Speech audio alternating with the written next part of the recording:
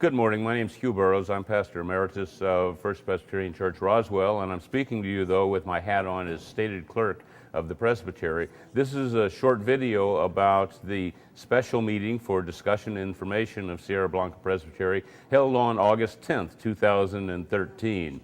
You're going to hear from myself and three other speakers, members of the leadership team, who will give you a summary of the information they're going to present to the small groups, and then there'll be a lot of discussion, but we wanted to get this to you as soon as possible, and our thanks to Carl Erdman from Nash Street Studios for doing it.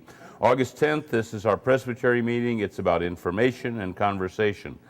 The four addresses you're going to hear about: the finance options, the staffing options, the membership options, that is the polity, shall we stay together or not, and my part about the Santa Fe plan and Plan B. In 2006, the Presbyteries of San Francisco, Santa Fe, and Sierra Blanca began a series of discussions that lasted 6 years, and they brought a plan to get together. That plan was then defeated by a couple of votes in a group of about 45 commissioners, and instead what was adopted was called Plan B. Now, the plan for Santa Fe and Sierra Blanca and Plan B is almost exactly the same, except that the Plan B has no staffing. And that's created something of a difficulty for us, moving from full staff to no staff. And so we'll be talking about that, and there is a thing I will urge you to get, and it is called A Proposed New Presbytery in New Mexico. It talks about a new way of doing mission and ministry in the Presbytery, and that's the basis. Okay, thank you. My name is Larry Loy. I am on the leadership team for the Presbytery of Sierra Blanca, and I am the current moderator of the Presbytery. My purpose today is to initiate a discussion on staffing. I'll be discussing a continuum, starting out with the having only a stated clerk, along to the final end of it having a full-time staff person, and in addition to the clerk. The possibilities are virtually endless in this continuum. We can have just the stated clerk, which over a period of time, since we have gone into Plan B, as Dr. Burrows mentioned a moment ago, that has presented some difficulty. Then you go into a possibility of a temporary staff person, and then it works along the continuum to some percentage of work time, either half-time, three-quarter, full. It just depends on what the body wants in the end, to the ultimate end of a full-time staff person and the stated clerk, which is what we had for many, many years before we went into Plan B a couple of years ago.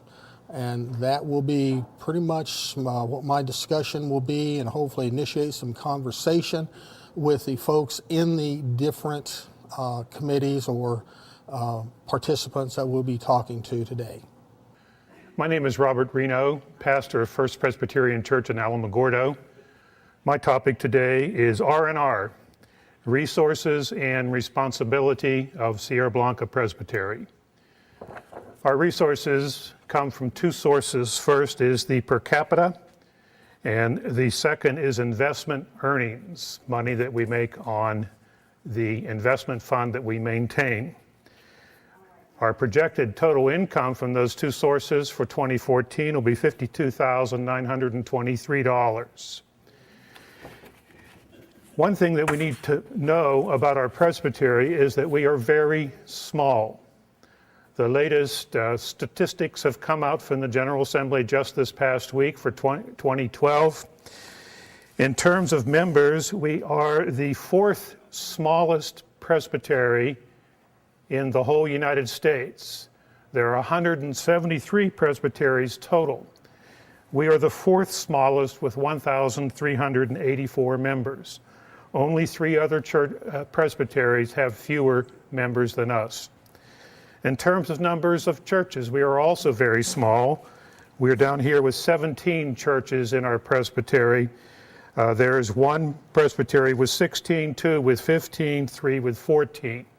So on both counts, we are a very small presbytery, which means we have very limited resources, both in terms of dollars and in terms of people.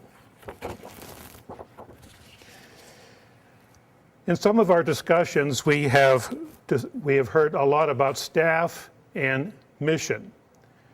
One construction is that we have to choose between staff or mission. This view is that the more staff we have, the less mission we will have, and of course vice versa. Another view is that staff in the Presbyterian system exists to enable mission. Without staff, you have very little mission because there is no one to organize it. And you can see that the purpose of staff is to plan, organize, initiate, execute, and evaluate mission projects. Among our responsibilities, I have listed just the very basic sorts of things that presbyteries are to do according to our Book of Order. A COM, Committee on Ministry, for many people comes near the top. And they have all of these responsibilities to be accomplished through the Committee on Ministry. We also rely rather heavily in Sierra Blanca on commission ruling elders.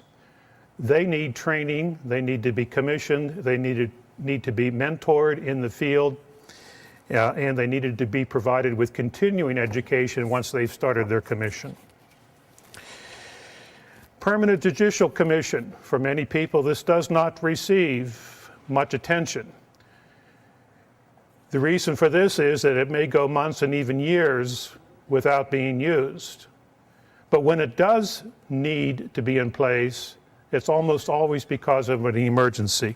So we need to have a PJC and all of these other items that are listed here on these cards. We come back then to resources and responsibilities. What do we have that we can afford to pay for? What kinds of responsibilities can we do without? Thank you very much. I'm Ann Langlanay from Carlsbad First Presbyterian, and I am moderator of the Southeast Cluster. I am here to talk about the presbytery options. One, do we want to stay as we are with a stated clerk only? The clusters are, in some cases, are having problems meeting together. What can we do to help improve the clusters? And what can we do to get the churches to participate with their clusters? Another option would be to dissolve the presbytery, which I hope we don't come to that. Some of the churches are unhappy and are talking about migrating to a different presbytery. What would happen to Sierra Blanca if some of the churches do? You have heard in a different session today how few churches there are in this presbytery. Another option is we might revisit our talks with Santa Fe. And do we want to do that? Are we happy with the present arrangement? Think about what we need to do to preserve Sierra Blanca Presbytery. Thank you. You've heard from three of the leadership team members. Members of Presbytery are gathering now. And we hope that what you will do is listen to this, ask your pastor about it, talk with your session, call the stated clerk, participate. Thank you.